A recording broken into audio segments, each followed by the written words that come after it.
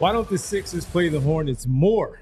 How about that? No! I knew that would get a reaction from Kyle. Sixers win tonight on the road as they begin this two-game home-and-home series against the Charlotte Hornets.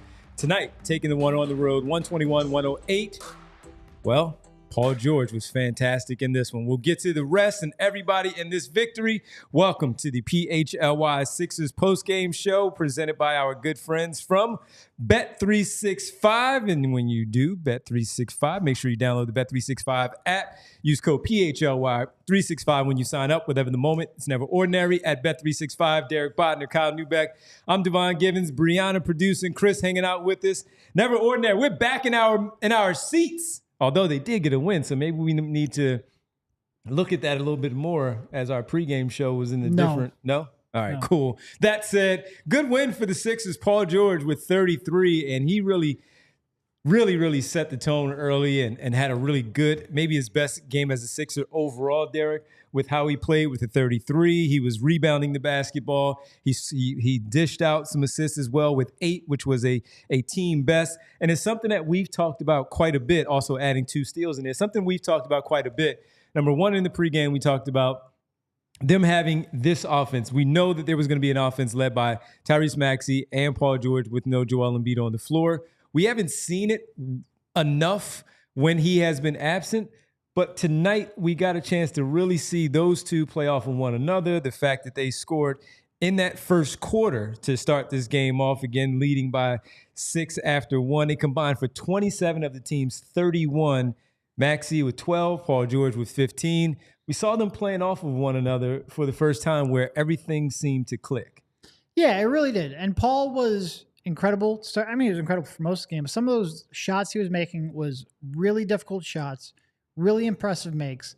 But it really was, and you highlighted it with the assists, but you add in the defense. And I thought defensively throughout the game, he was very strong. And he's been really strong pretty much. It's been probably the most consistent part of his game throughout the year, even if he's maybe not taking a lot of the high-profile one-on-one matchups on the perimeter, or at least not doing so for a full 48. He is a very good, very versatile defender who is also a really good playmaking defender and able to get those deflections, get those steals, even get those weak side shots, shot blocks. So when you add in all of those facets, 15 points to start the game, the 33 points overall, I think he made 6 3-pointers, tough shots, the defense, the passing and the creation. I think it was quite easily his best game as a Sixer. It was the first time he broke 30 points as a member of the Sixers. But it's just been like when he is on, he has had a really good, really strong two-way impact. It has not been every game. You're going to have some games when they have like Joel's back and Maxey's cooking, and he might end up with like 14 points and frustrate you. But when he is on, he has been a really just steadying force that they desperately need. Because everyone in this game outside of him, and look, obviously Maxey ended up with the 40 points, made some huge shots, got to the foul line and sealed the game from the line at the end. Even he was up and down at times. Certainly everyone else was up and down. Paul George, to me, was the steadying force of this game.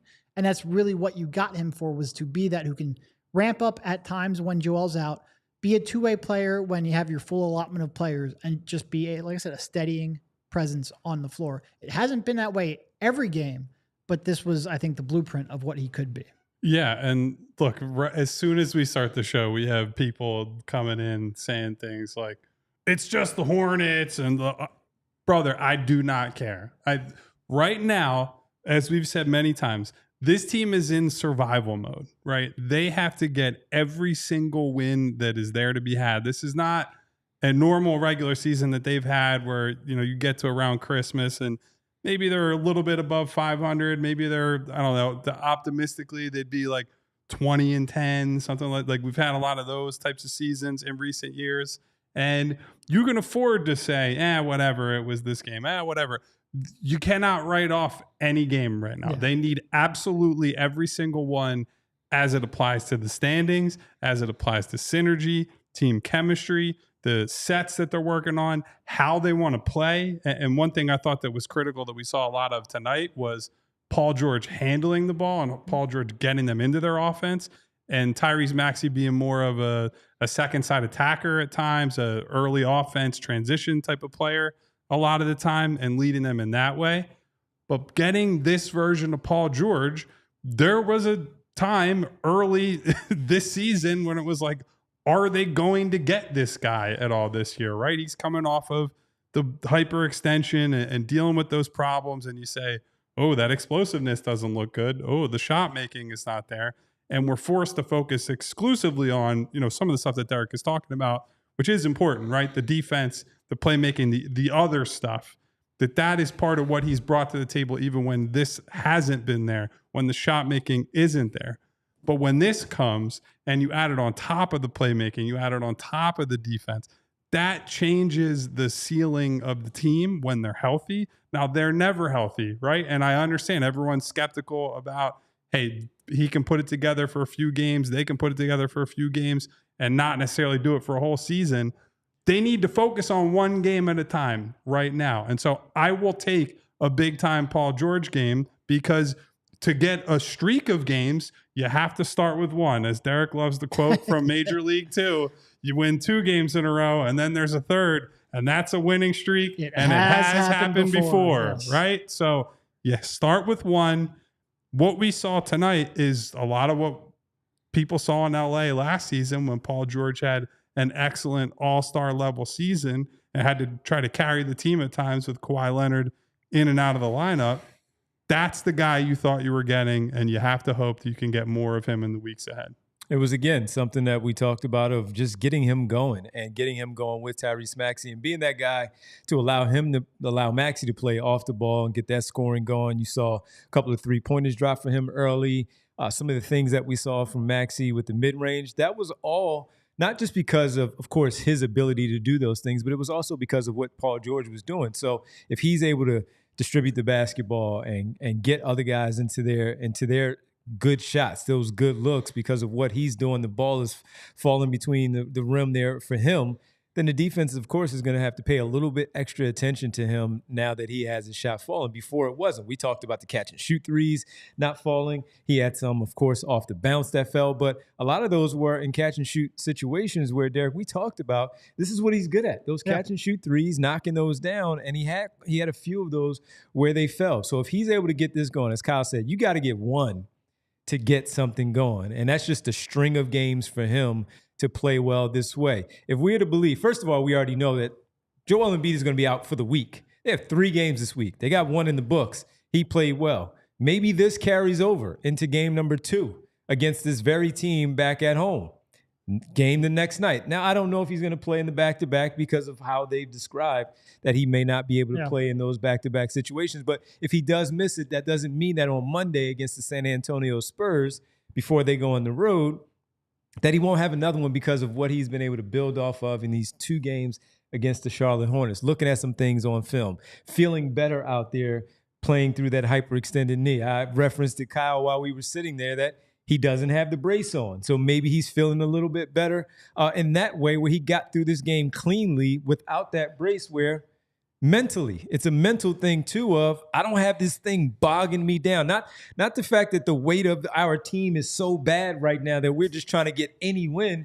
Now I got the weight of this knee brace that's also carrying me down, and that's just something small for him to, oh, I just made this move right here that I'm used to making, and the knee brace is not on, and it doesn't hurt. I can do that again. Then I can do this other move. I can make this fadeaway jump shot off of my left knee to knock it down. So all of those things played out today for him, and it was important, as people say, it's just the Charlotte Hornets.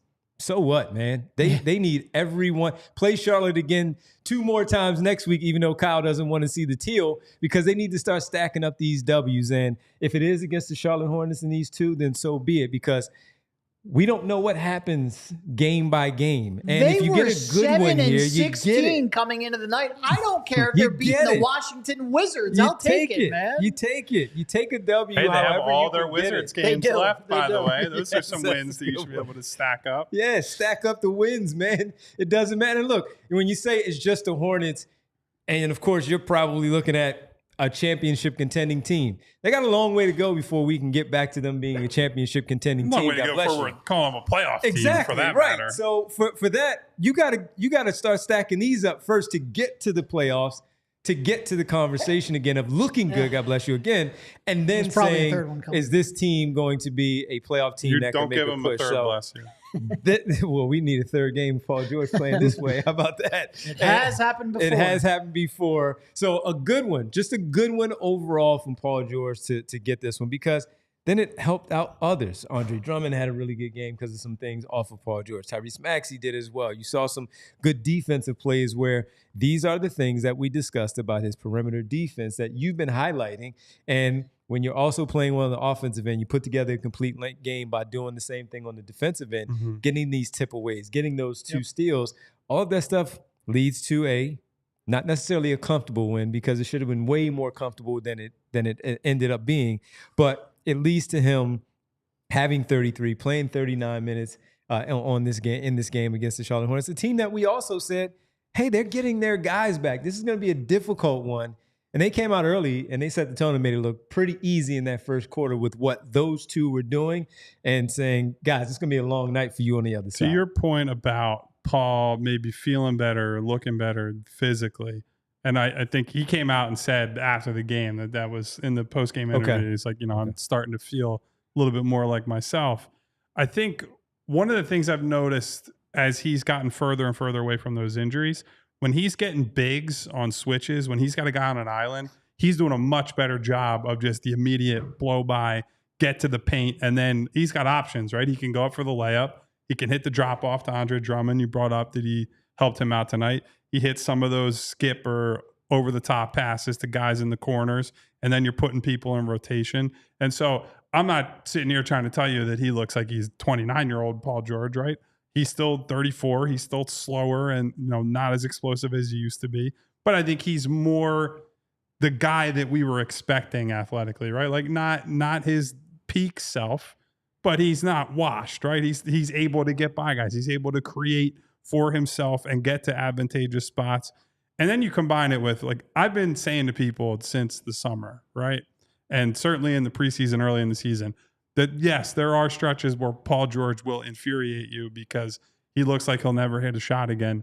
There are also probably going to be periods where for a month straight, he's going to hit everything. And like tonight was a game where there are possessions, the Hornets played really good defense, right? The couple I'm thinking of are actually on the opposite. One was the right wing going this way on the broadcast. The other one was on the right wing going the other way on the broadcast.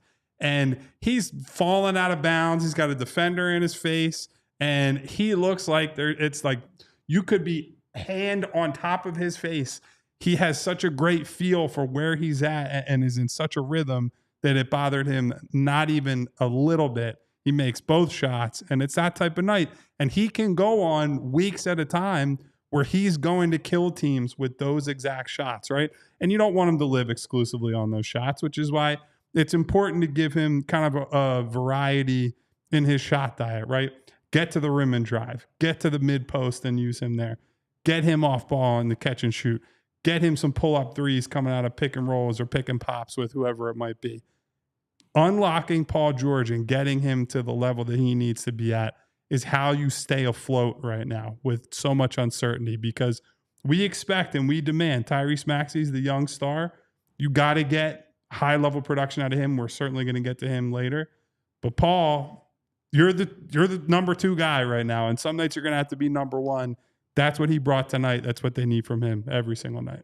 Yeah, no, it was a really professional outing. And it feels like it's been a little bit of a roller coaster. Like we just did a show a couple days ago. How can they get Paul George going? Yep. And he had that real big game right before Joel came back.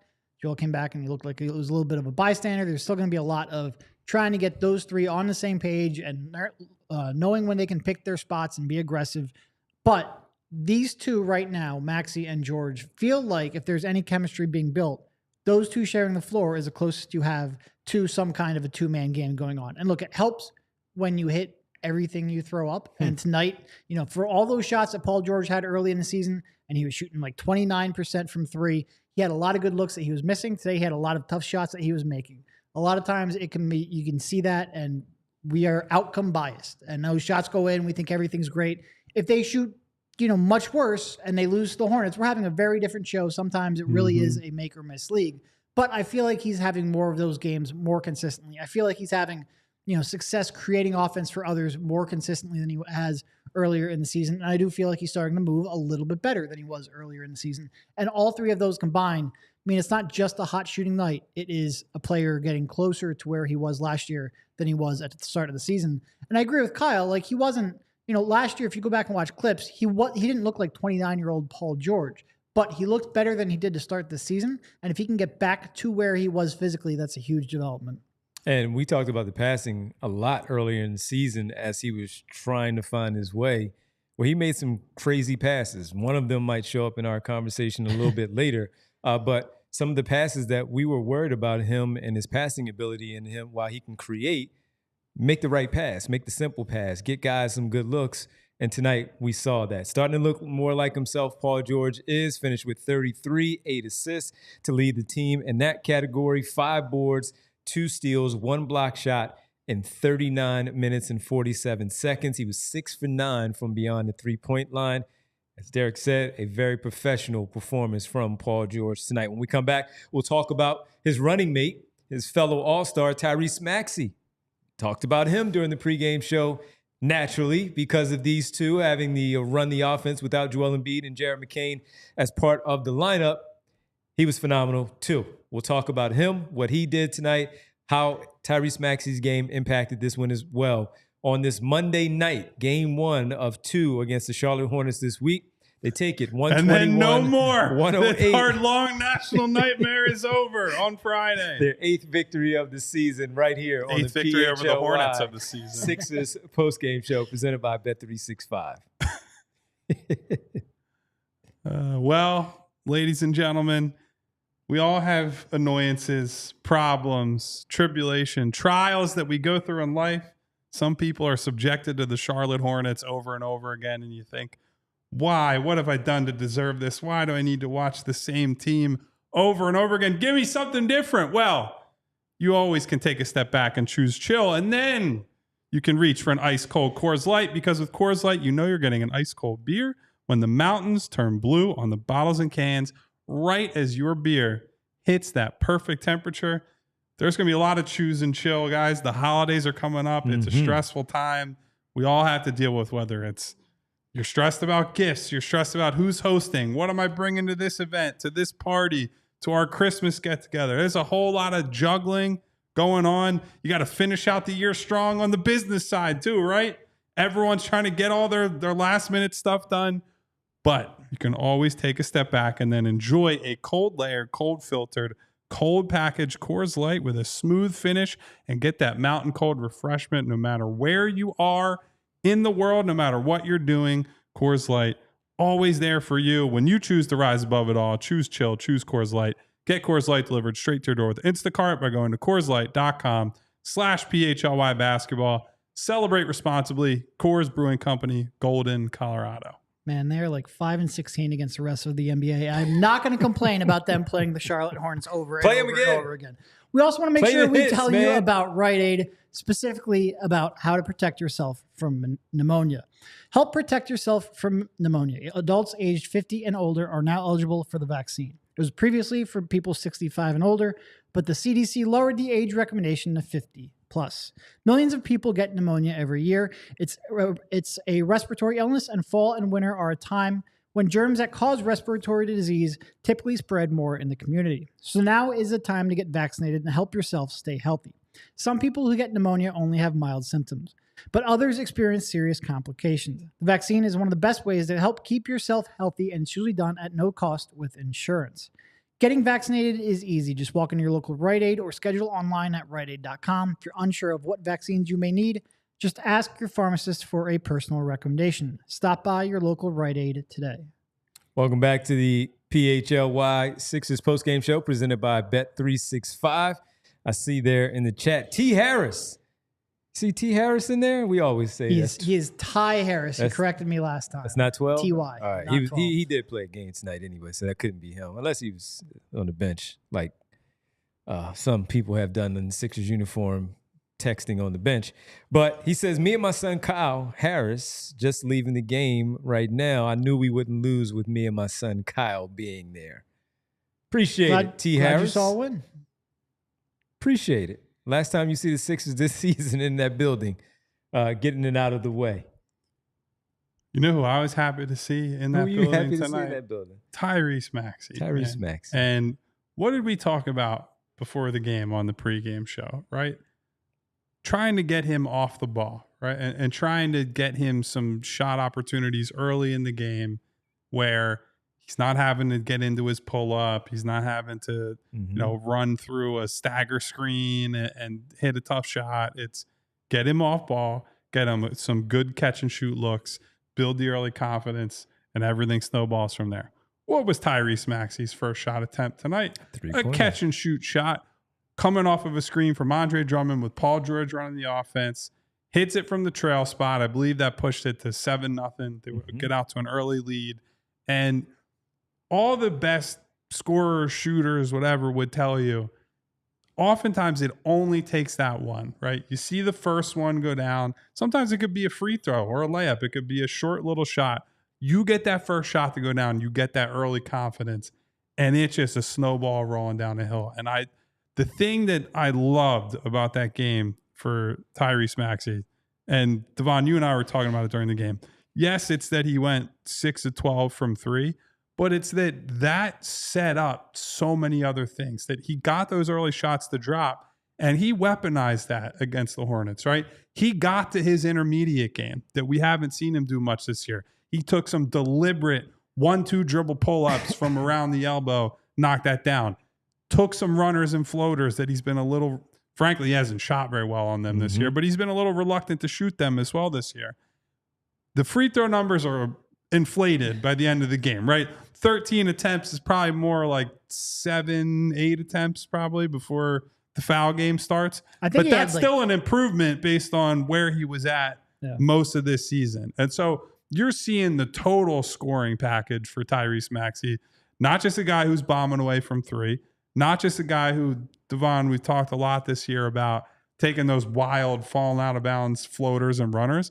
You didn't see many of those tonight. I thought what I loved was that he played at a controlled pace. And that's not to say he played slow, right? There are a lot of plays on the perimeter where it was quick blow by, right? Guys closing out too hard, is in fear of the shot. He's going right by him. And then he gets to around the free throw line and he's like, okay, what do I see? What's the most advantageous shot I can take? Instead of just slamming his head into the wall and driving into big men, driving into bodies, driving into traffic. I loved the approach from him tonight. I thought it was so much better than what we've seen. And frankly, like some of it was just, Derek said, the results make you feel better than maybe you would otherwise. But also once he got that first shot to go down, when I think it was Nick Richards in transition early in the game, he's sagging a little bit. And Tyrese was just like, that's going up. I'm pulling up from 3. And so to see that confidence from him, that's the most important thing, because he is a guy that he's not, I think Jared is better at like fighting through the weirdness of a game, like a tough start, where Maxey is a big momentum player, but that momentum can carry him a long, long, long way. So awesome game from him tonight as a scorer. Hope to see some more of those in the near future. Yeah, it really was. And I thought through maybe the first 2.5 quarters or so. It was, I'm really happy he's making shots, and the but was mostly about the fact that I thought there were so many drives where he had passing lanes that he didn't see or he didn't take advantage of. And I would love for him to get to a point where he was leveraging his speed and his quickness and his driving ability to create for others a little more frequently. So he's maybe not quite so dependent on, the 3-point bombing. I did think he got better as the game wore on, both better finding other ways to score and even a little better at finding teammates. Not exceptionally so. I would still love to see a lot of growth. That's going to be a multi-year thing. But it was one of those games where, like I said, the first half or so, I was a little frustrated. I thought that he was leaving some plays on the board. But he came up huge down the stretch. And look, the free throws were a lot of them intentional fouls. Yes. Was that driving Kyle absolutely insane in the studio? Yes, it was. But he did step the line and made most of them. 10 of 13, I will take that. Ice the game. That is something this team has struggled to do. It was a really good performance. It is another one where, like, it would be great if they shot, I don't want to say 6 of 12 from 3 with any consistency, but Yeah. Jesus. It would be great if this translated and he was able to build this into a Better go get that multi-game, pneumonia vaccine at Rite Aid. a Jeez. multi-game shooting stretch. Because I feel like he Dying on hasn't, set over there. I feel like he hasn't strung together very many hot performances from the perimeter together yet this year, and I'd love to see it continue. Yeah. And I love the fact that he did start to incorporate those intermediate parts of his game, because it just opens up so many things. And they're there so much because of his outside shooting and his ability to get to the foul line. I mean, to the rim. And when he does that, he has to counter that with this particular move, like he did tonight. Just stop him right there, hit that pull-up jump shot at the nail. Maybe a runner, maybe a floater that we saw that he was not worried about taking at all tonight. And they fell for him. Yep. And when they do fall for you, like you said, you're already in a good rhythm. Things open up for you in other areas of the game. His defense picks up. We've seen it where we've discussed him getting a high number of steals. We saw a really good defensive play from him in the fourth quarter when the Charlotte Hornets really closed the gap on the score, and he bodied up and he got in there and he stripped the ball away. Those are the types of things, when you're feeling good overall, it affects everything. And it really did. Now, the 2 missed free throws at the end, disappointing because of everything else that he did so well. You're like, he's going to go knock these down. That's a piece of cake. Add these to his point total. He didn't, but he kept going. He kept fighting, kept bouncing back. And I really did love the fact that he was able to get those runners, get those elbow jumpers, and get those floaters to drop for him tonight. You even saw it right out of the locker room at halftime. One of his first 2 shots was a runner that he made right out of the locker room. And he needs that. And he's going to continue to need that, because it is just he and George. Embiid will play some games, but they're going to continue to try. If they feel like they kept up and they know that you are going to shoot a certain way when it comes to your drive to the basket, you got to unleash that floater, that runner, or that pull-up jump shot and knock it down. It's a high percentage shot for, as you guys always talk about, analytics speak for the guys who can't make that or shouldn't take that shot. That guy should you don't take that want shot. role players constantly You take taking that shot. pull-up mid-range Yes. shots. You're not going to be able to get 30 shots off without taking a couple mid-range No, shots. you They're going to take be that able shot. to overload at the rim. Yes, absolutely. And then what happens? You put the ball on the floor again and you get right to the basket. Look, even the analytics zealots, the people are like, you should do nothing except shoot threes, layups, dunks, free throws. They will tell you that it's situational basketball, right? And what we're talking about with Tyrese is simply you're reading the floor. You're reading what the game is giving you. Let's flip it around, right? We used to talk a lot during the Brett Brown era. They played almost exclusively drop, right, with Joel. They're trying to keep him back at the rim. And that's still, in many cases, the best strategy you can play defensively with him. And what teams would do, notably Charlotte, weirdly enough, Kemba Walker used to kill them because he would take the space that Joel and the Sixers defense would concede, and he would build himself into a rhythm, and he'd make a ton of those shots. Now, notably, Kemba would probably live on too many of those. He would hit so many of those, but they would lose the math battle, right? The Sixers would get up more threes. You'd have guys like J.J. Redick and some of those other guys, role players on the team. They'd win with the math battle and, frankly, with more talent. But that's what it was incentivizing. The difference is Tyrese Maxey is taking those situationally. He's stepping into them and saying, okay, you're overplaying me at the three-point line. I'm going to step in and hit a mid-range jumper. I'm going to take a floater. I'm going to get to the rim. Reading the floor and reading the game. I know everyone's obsessed with the playmaking part of being a point guard, and that's an important thing that he has to be better at. I agree with Derek's take that early on I wanted to see more from him in that department. But part of being a point guard is also saying, this is where the openings are on the floor. This is where I can get to my stuff. If they're going to play me out to here, I have to respond to that by getting to the rim, getting to the paint, whatever it might be. So I was encouraged by that from Maxey tonight, and we need to see him start stringing together, again, 2 and 3, and now it's a streak, and it has happened before. So we're all hoping that Maxey can turn the corner, obviously, because I think even people who are harsh on him, and I don't think we've been all that harsh on him, would say he has played under what we all believe his talent level is. We all believe his skill level is. There's no doubt. We think he's going to break through at some point. It's just a matter of when and how and whether it can actually impact the season at that point. And when you bring up the Kemba example, the Kemba Walker, when he would get those 60-point games and he would go off like that, and he would start hit those mid-range jumpers. We know about the threes because he makes, 9 of those in that same game. He'll knock down.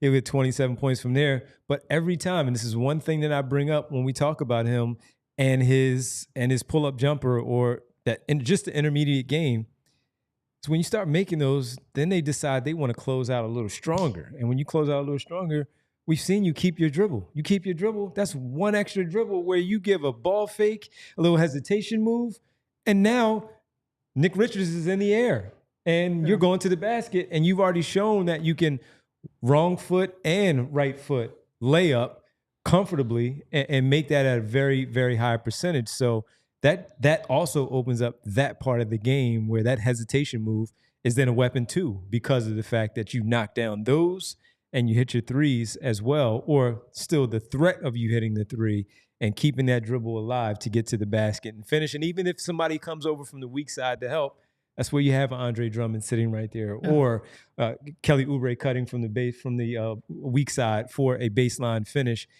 All of that is just playing the game, playing the mind game of what the defense gives you, taking advantage of those opportunities and killing them. And understanding one another, importantly, too, right? It was like, that's what early in the season, we kept harping on it. It looked like a group of guys that had never played together. Frankly, a lot of them hadn't played together. We were dealing with that for the first month and a half of the year. Slowly but surely, it's starting to come, right? We're starting to see these guys read one another and just get to spots, right? Like I think the Drummond playing off of PG is a good example, right? Just it's subtle, right? I'm not saying that Andre Drummond moving in from the dunker spot is some advanced basketball genius, right? But when he sees PG making the drive and he sees where he's at, it's just, it might be one step to the left. It might be one step to the right. It's just making yourself available for that pass that you think is coming. And then you're already in position, right? He did smoke a layup or two that we had a laugh about in that game. But by and large, Andre put himself in good positions. And some of that is just understanding his floor spots and where PG is getting to right now. And look, and going back to Tyrese and the mid-range, like a lot of times I think people think like, well, it's not so much that you wouldn't prefer to be able to get a three or a layup, but it's when you become predictable, those threes and layups drop in value. Yeah. So like the one play, I think he had like, I think it was probably Yabu on the wing. And Yabu, I feel like, hasn't made a corner three in about 3.5 weeks. But Tyrese drove into 3 defenders. There were 3 defenders loaded up to try to stop him in transition. He didn't see Yabu on the corner, and he got stuffed. And a lot of times now, when he doesn't take these floaters, when he doesn't take these pull-up jumpers, he's instead just trying to bounce through the lane and throw up really bad, low-percentage shots. As of like a week or two ago, I haven't checked recently, he was shooting like 53% at the rim. Tyrese Maxey should never shoot 53% of that at the rim. I think he shot 63% last year. Part of the reason he's down so much is because he became predictable. He became something where teams would load up to try to stop him at the rim because he wasn't using that floater. He wasn't using that pull-up jumper, and he wasn't confident in his three-pointer like he was in previous years. And when you become predictable, you become less efficient. If you're going to be a high-usage player like him who's creating so much of his shot, you are going to have to take what the defense gives you at time. Otherwise, those high-value shots are no longer high-value shots because other teams know how to defend them. We got to talk about Kelly Oubre and his performance tonight. A revenge game against the Charlotte Hornets for the 3rd time this season. A revenge game against like half the league. We're going to talk about him. We'll show you our player of the game graphic because I don't know how many of this guy actually has this season, but he's got one tonight because he was phenomenal. We'll talk about a few other things with this game from some of the other role players. We got to bring up a few of those players as well. We'll get to our WTF moment of the night. There were a few of them, and we'll have it all for you when we get back right here on the PHLY Sixers postgame show. Sixers win 121-108, presented by Bet365. All right, guys, if you have kids, TrueMark has the ultimate playbook for teaching financial responsibility with a free Greenlight account. The Greenlight app is changing the game, helping kids and teens learn how to earn, save, and spend wisely. They can set up savings goals, track their spending, and even get an allowance, all right there in the Greenlight app. And here's a really cool part. Each kid gets their own debit card, so they can make purchases and learn real-world money skills. while you stay in control from your phone. You get peace of mind and they get the freedom to make smart decisions with their money. It's like coaching your kid through their very own financial game. And for TrueMark Financial members, it's free. With the holidays right around the corner, now is a perfect time to introduce your kids to Greenlight. Get signed up today. Visit TrueMark.com/Greenlight for more information. And our show tonight, again, presented by Bet365, our post-game sponsor, as always. And if you checked in with us a little bit earlier, I felt a half a rebound and assist short of Tyrese Maxey hitting that 10.5 over Derek. I thought you had no chance. So that was a lot closer than I was he expecting. watched a couple of those rebounds. Well, he let his teammates get them, but I thought he should have attacked those just for my selfish reasons because of me sharing with you all Bet365 and how they are never ordinary. Great place for you to go, even if you want to live bet right now for the 2 Monday Night Football games. 2 Monday Night Football games, both bad right now. So if you went under on both games with the total points, you're probably helping yourself out. Or maybe the talented, one of the best wide receivers in the game from Minnesota, scoring a touchdown, as he did. I hope you place that bet there at Bet365. Has over 90 million users worldwide. And right now, new customers can get $150 in bonus bets when you bet just $5. Use the code PHLY365 to sign up. Deposit $10. Place a $5 bet to get $150 in bonus bets. Bonus bets can be used on the spread, totals, player props, futures, and more. You could have bet maybe Tyrese Maxey over 30 points tonight. Maybe you felt good about Paul George over 30, and that would have made you some pretty good money right around the holidays, courtesy of the great people from Bet365. So once again, download the Bet365 app. Use code PHLY365 when you sign up to get $150 in bonus bets when you bet $5. Whatever the moment, it's never ordinary at Bet365. Must be 21 plus and physically located in Pennsylvania. If you or someone you know has a gambling problem and wants help, call or text 1-800-GAMBLER. Welcome back to the PHLY Sixers postgame show presented by those good people from Bet365. Half a rebound and assist short, Kyle. That's all. The Brandon Miller part didn't count. You came that close? I wasn't keeping tabs on it you at had the end. A combined 2 through like the first half. Yeah, so like I was with 5 stunned. rebounds, 5 assists. Yep. Well, glad I faded you. Let's get to the like player. They say, close only counts in horseshoes and hand grenades. Player of the game. He wasn't close. He was fantastic. Yes, he was. Paul George, 33, as we mentioned, 6 for 9 from beyond. This was reminiscent, at least the shooting part from beyond, from the New York Knicks game, where I think it was a similar number, 65%, 8 assists. He had 2 steals, 1 block. Quite a few deflections defensively as well. Some really good passes that weren't converted into points where he may have finished with a double-double. He was really good. And what we talked about in the pregame of him being a primary setup guy for Tyrese Maxey, Kelly Oubre a little bit, you saw that too, him initiating the offense, getting the ball in Maxey's hands so he can run free, run around those screens from Andre Drummond early on to get some better looks. It really did work. So, I saw a super chat there from Davon that said Nick Nurse needs to get an offensive coach here like ASAP because this is not working. I get it. A new challenge guy too. But we'll get to that. But tonight, I thought we all thought the offensive scheme was really good, and a lot of that was because of the player of the game with Paul George. We talked about, hey, when the pick and pop and the pick and roll is working with Tyrese Maxey and Joel Embiid, you bleed that dry. When these two have it going on, everybody else get out of the way and just let them do their thing, and you benefit from the stuff that they're doing, from their passes, finishing close to the rim. Paul George was really good. Derek, I don't know where Paul George finished as far as player of the game honors on our list. Like our leaderboard? Yeah. He has 5. He has 5? All right. Yep, that's behind Maxey and McCain. I barely remember any. I will say, based on, because you brought up Davon's super chat. Yeah. I'm not sure I want to give too much credit to the scheme on this one. I think it was a lot of just two guys. Tyrese Maxey and Paul George were just hammering these guys. And fair. Derek was talking during the game like, boy, the Hornets sure have a lot of bozos on this team making silly decisions. They're bad. And I still don't see the type of ingenuity that I would like to from Nick Nurse. Now, I wasn't expecting that, right? Like I think I've said it on the show many times.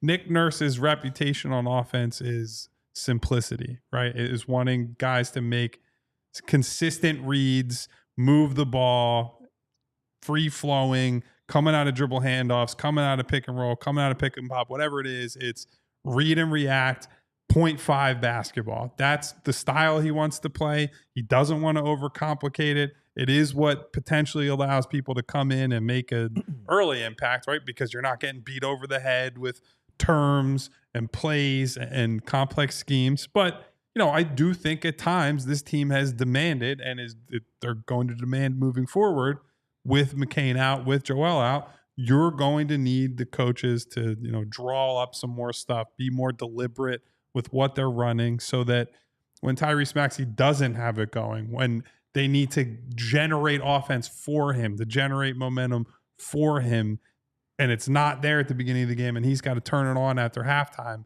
that they have some stuff that they can get into to get him open, to get him quality looks, and ultimately get them wins. Because, look, I still have some concerns with how things are being run. The big concern right now is what are they doing when they're looking at challenges? Simply, what are they doing? It's inexplicable how bad they've been on challenges this year. So I actually looked it up mid-game. They have got the call overturned 9 times on 22 challenges. It's like 40% of the time. League average is 57.5%. Basically, every quarter, coaches have a higher percentage than the next. So like first quarter is the highest percentage, the second, third. Fourth quarter is the lowest percentage of corrects because teams are like, well, I'm going to lose. Like, it's the end of the game. There's no reason to save it anymore. I'm going to take a low percentage chance just in case. Nick Nurse is like 10 percentage points below the rest of the league. Nick Nurse for the whole game is a 10% lower chance of getting it right than the entire league has in the fourth quarter. He is absolutely, I haven't checked to see whether or not the Sixers are worst in the league, but they have to be. Like, they are legitimately 17 percentage points lower than the league average. It's amazing. It's amazing. They've gotten 6 wrong in a row. And I said it to you guys during the game. I said it in my recap at allphly.com. To me, the biggest problem is not even that they're losing, because although I'd like it if they won every now and then. Sometimes I watch a lot of NBA games, right? And sometimes people challenge plays where I'm like, oh, that clearly should be overturned. And then they come back and it's like, well, that was unsuccessful for some arbitrary reason that nobody who's ever watched basketball would agree with, but that's the rule we decided on. And it's like, okay, you're not going to win as many as you probably would like or should. But what are you doing? Challenging a block charge on Kelly Oubre with like 9 minutes left in the second quarter. That's about as low leverage of a play as you can possibly challenge. And he's gotten this reputation with who brought it up on Blue Sky earlier? John Schumann at NBA.com. He's like, he's a really bad like retribution challenger. Like he's frustrated. He gets frustrated and mad, and you just see him run at the official like, calls a timeout. And he's got this like stink face on. Somebody's got to rein them in a little bit and make sure that they're getting better value out of these challenges. Well, and I feel like Doc would go the other way, right? Like Doc never wanted to burn one early. He always wanted to have it for the end. Whereas Nick's like, oh, something pissed me off in the first quarter. Can we get a Goldilocks moment on anything? Yeah. It can't. The extremes are just driving me crazy. Yeah. The challenges are bad. They're just very bad. They're so bad. And it hurts too because it feels like, now this would require more research. It feels like the other team wins like 80% of their challenges against the Sixers. Now I know that's not true. 100%. That's what it feels like. And then it feels like when Derek brought up the number, he's like, yeah, they're 9 of 22. I was like, you're lying. I think they're 4 for 25. Well, There's just so no way. I want to go back there and actually look at them because I feel like some of them were technically it was upheld or it was overturned, but there's this other thing and now you're not getting the ball anyway. And so I don't even know if they're really, but they would obviously follow that same path for the entire league. Right. So the numbers should be somewhat representative. But yeah. It's bad. That was good. Anyway, that's enough challenge talk. It was just on my brain since Davon brought up coaching. Well, it was going to be partly it was going to be part of the strong and wrong tonight because it was both. It was both. You got that right. It was both. And it's crazy because the other strong and wrong that I did have written down was the Kelly Oubre 2-on-1 break. He had no chance of finishing that. Where he no should have chance. bounced past it to Tyrese Maxey for at least. Isn't that the one that Nick challenged? Yes, it's the same that's play. what I'm saying. Where he bounced past it, I'm laying out the play of, hey, bounce pass, get a layup opportunity. Maybe Isaiah Wong has a play on the basketball for Maxey. He fouls him and all that, but he challenges it, and it's like, dude, yeah, he charged. He went right into him when he should have gave the basketball up. Strong and wrong for Kelly Oubre. Strong and wrong for the challenge there from Nick Nurse as well. If we had a weak and wrong moment, it'd be Brandon Miller looking at Kyle Lowry standing in front of him in transition and passing the ball instead of dunking him through the floor. But that's a Hornets topic. Yep. So, but that being said, Kelly Oubre had some pretty good moments tonight. He was good. He did have some pretty good moments tonight. He fell one rebound short of keeping his Revenge game. double-double streak alive. They took it away from him? He had double digits at some point At in least the box on this score. one, I have him at 9. No, I remember looking in the fourth quarter and he had 9. I have 9 right here with the 19 points, 4 assists. He had 2 steals. He had a block shot. He was 7 for 11 from the floor. He had a big 3 when the Hornets cut it to about 4 or 5, I believe it was, off of a Paul George assist. And normally when Kelly Oubre rises up, you're like, no, don't take that. That was still a no, don't take that. But he knocked it down. Well, that was a big moment for him. He had that real nice dump off to, was it Andre? Yes. So and he wraparound. ended up with, 4 assists, I think, on the night? Yes, he did. This was one of the more complete games he's played, and honestly, in the year and a half he's been with the Sixers. Did a really good job defensively on the other guys on the Yep. other side. Yeah. Yep. No, from the work on the glass to some of the drives that he converted to the passing to the defense, this was one of the more and he shot only 1 for 4 from 3, which I will take that when you were doing everything else that he did. And I thought he did a good job getting out on the break. Like I said, I thought he did a good job manning up defensively. He made some decent passes. This was a version of Kelly that I'm very happy with. And they needed every bit of it because outside of your big 2, they did not have a deep well of contributors here tonight. They needed him to step up into that third player role, and he gave them everything they needed. We talked about him doing that in the pregame, recognizing that he was going to be the third best offensive option, and he was efficient. He was very under control. That's what I was That's why people saying. got to listen to the pregame show. I don't know why they wouldn't. You might as well check in, check us out every game, half hour before the tip off there. And that is, again, our next one on Friday against this very Charlotte Hornets team. And hopefully they can pick up another W against this team, get win number 9, one game at a time. But Kelly Oubre was really good. Also, just talking about the Maxey part, well, we referenced him earlier. The fact that he got to the free throw line as many times as he did, I know you guys talked about it. What I just wanted to add my 2 cents to it was just that he looks for the calls. He feels like he should get the calls every time. And we didn't see him complaining too much because he got a good majority of those calls. The one that he really fell to the floor, I'm sure normally he probably is like arms up, palms up, complaining to the official that he didn't get the call. He got up, went back the other way, and just lived with it and got to the free throw line again, only missing those 2 at the end that we were really, really worried about. But he was solid getting to the free throw line tonight. So with those 2, with George and Maxey doing what they did, the free throws for Maxey again, but Oubre playing that total well-rounded basketball game on both ends of the floor. That's what you like to see in a revenge game, especially. Well, quick on Maxey, and then I'll add my 2 cents on Oubre. At least 1, maybe 2 of those trips to the line were on mid-range pull-ups where, again, I'm not saying you're going to consistently draw fouls shooting mid-range jumpers, right? But when the other team doesn't know what you're doing, when there's a level of unpredictability, that's when you get guys slapping down at the ball, and then they're hitting you on the wrist, they're hitting you on the forearm, and you're getting some cheap trips to the free throw line.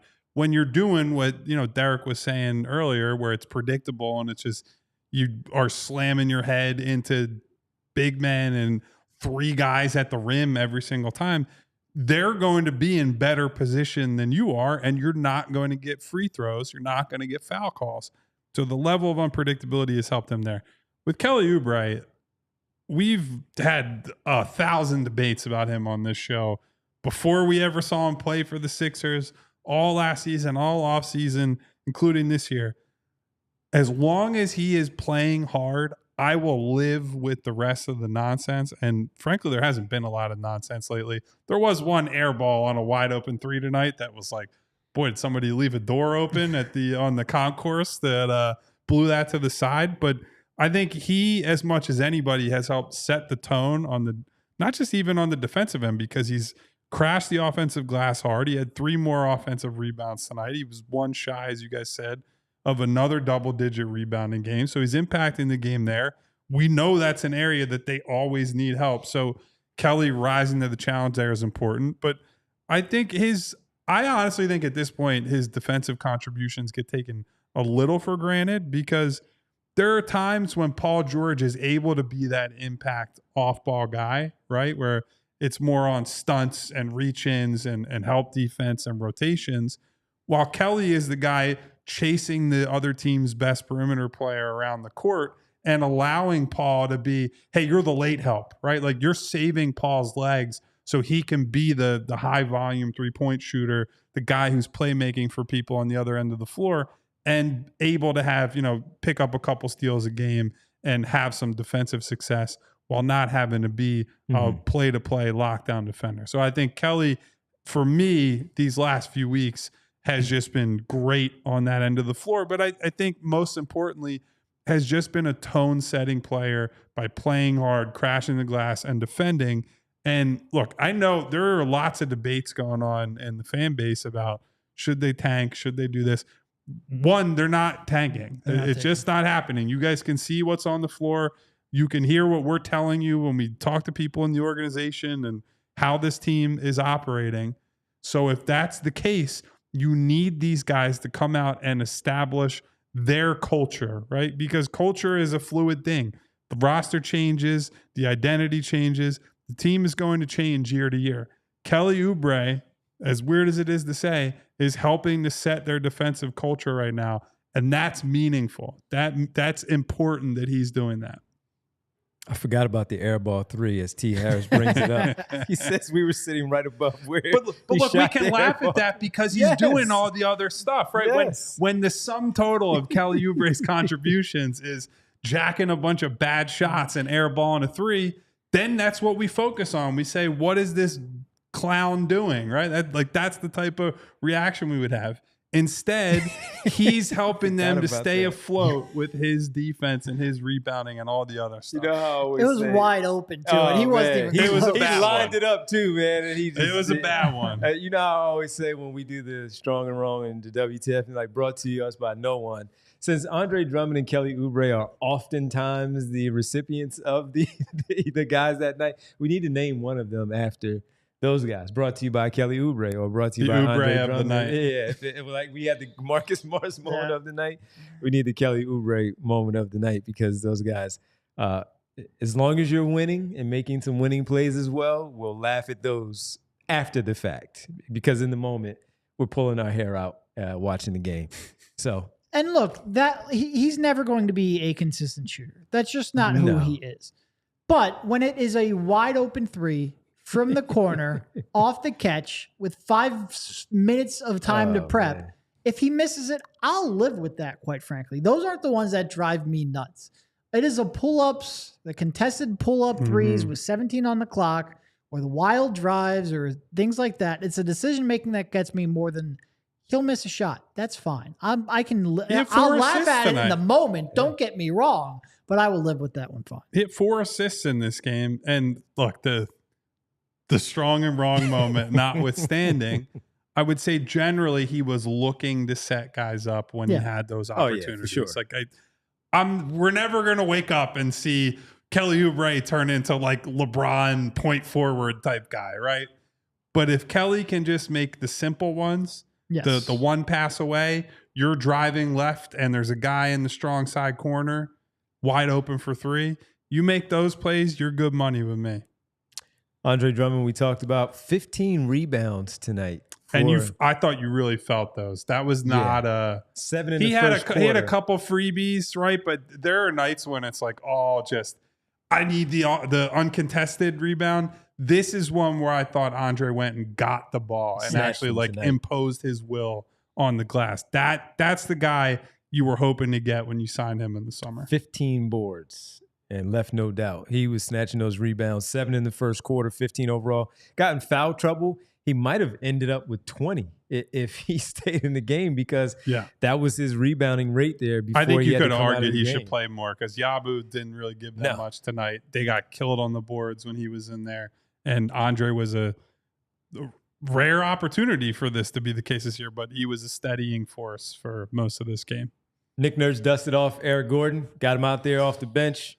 He had There was some dust, all right. he had about 45 seconds where he looked good, and then he had how many minutes did he play overall? 26. So he had another 25 minutes where he looked very not Was good. he in the closing lineup? Because at like the 4-minute mark, I'm like, yo, he's still out there. Was he actually on the floor in the closing minute? I think he was because at one point he had to dribble around just to dribble around and kind of get away from the defense and pass it to Tyrese Maxey. But 26 minutes for Eric Gordon tonight. So quite a bit. That's wild. Three threes in a quarter. I'm going to choose to focus on that. If I was going to come down on anybody in this game. The two misses were bad misses. They were bad misses. Wide open, too. Lowry's the guy that I'm like, yeah, I know. Brother, what? Yeah. Again, it is not his fault that at 38, 39 years old, he can't move, but like he just can't move. Oh, man. I can't move either. I'm younger than him. I can't move. So I know what it looks like and I know what it feels like, buddy. It's tough out there. It's tough. But hey, they got the win. They got the win, 121-108. And we'll see about Caleb Martin's availability on Friday, where maybe it takes away from some of those minutes from some of the others that didn't need all of those minutes tonight. And I'm sure Eric Gordon will get a call now because he made a few shots, especially being at home. Well, so we'll see how that goes. I am a little concerned that Nick's going to be like, see, you can make a shot. Exactly. We're going to get another 3 weeks worth of Eric Gordon playing. In Nick's defense, like they don't have a lot without of options McCain, right now. it's I thought they would go Doughton for the ball handling responsibilities, but he wanted to go in another direction. You ever want to make me want Eric Gordon on the floor? Just play Jeff Doughton for a few consecutive games. Maybe he might go there. Can we laugh one more time before we get out of here with our roll call? The KJ Martin Harlem Globetrotter moment of the night. I was about to start whistling Sweet Georgia Brown. When he got the ball and decided it was a mid-range shot where Derek's like, just take the mid-range shot. He goes and dribbles into the three-point line on the right wing, his more comfortable area, wide open to shoot. And then he started going into a circle, just dribbling around before he passed it out. You know what I compared that to in the hilarious. recap tonight? It was hilarious. That he reminded me of Homer Simpson slinking back into the bushes. He got there and then was like, oh no, bye-bye. This is not back a catch into and the shoot. bush. It's just wild because he was wide open on like Wide a 14-foot pull-up, and he's like, I legitimately don't know what to do here. I'm just going to dribble around and pass it back out. That was a tough night for KJ. Yeah, he's Tough played night for well, Yabu. but that one was an interesting one. Not a good All right, one. that'll do it for us here tonight on the Postgame Show, presented by our good friends Bet365. Use code PHLY365 when you sign up by downloading the Bet365 app. Whatever the moment, it's never ordinary. At Bet365, must be 21 plus and physically located in Pennsylvania. If you or someone you know has a gambling problem and wants help, call or text 1-800-GAMBLER. World famous roll call. Hello and goodbye, everybody, and thank you for showing up for us. As always, thank you to Doug Craig, to Eugene Ross, to Gene. Jay of the Jungle, who What up, I have Jay? forgotten a couple times recently. What up, Jay? Shout out to Jay. Shout out to my girl, Winona. Hey, Nona. To Wawa Marvel, I Gavini, A. Ron, Aaron. T. Harris, What up, Terrell? and Kyle Harris, who was at the game And with Kyle T. Harris. Harris tonight. T. Harris. To and Kyle Wright, to DJ, a.k.a. Mr. Sandman, to Bring me Davon a for the dream. super chat tonight, to Money Mar What up, hanging Mar? out, Remo K, the Bull, RJ, Fuck RJ. who's coming in hating as usual, brother. I see you. He did say the Bears stink, though, so that was Rich P hanging What out up, with us Rich? tonight, Bootzilla, Cannoli, Boots. Holy cannoli. we had Sir Schmooey in the building, Sure, Smooey. Untitled Rome, and Ja. Also hanging out. Like that Thank you, one. everybody, for What coming up, in. Ja? If you have not hit the subscribe. Oh, almost forgot Jess and Val. Hey, Jess. And Hey, Val. Same James. Same James. Love to you all. Subscribe, Hit the bell icon for notifications. Hit the thumbs up to say thank you, super producer Bree, and to help us out in the algorithm. We'll see you at 3 p.m. tomorrow. Goodbye. See ya. We all silly like the mayor.